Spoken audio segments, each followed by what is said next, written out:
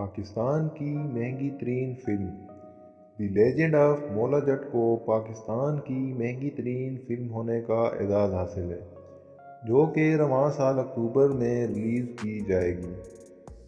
Jio films کے banner تلے بننے والی فلم کلاسک فلم مولا جٹ کا ری میک ہے، جس میں فواد خان، ماہرہ خان، ہمائمہ ملک اور حمزہ علی عباسی مرکزی کردار ادا کرتے نظر آئیں گے۔ فلم ابتدائی طور پر عید الفطر سال 2019 میں ریلیز ہونا تھی، لیکن مولا جٹ 1979 فلم کے پروڈیوسر سے کاپی رائٹ حقوق کے خلاف ورزی کے تنازع کے باعث ریلیز نہ ہو سکی۔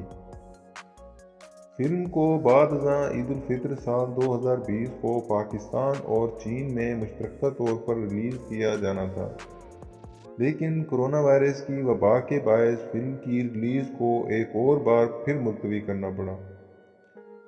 فلم کا آفیشیل ٹریلر یوٹیوب پر 14 اگست کو ریلیز ہوا، جبکہ فلم 13 اکتوبر کو ریلیز کی جائے گی۔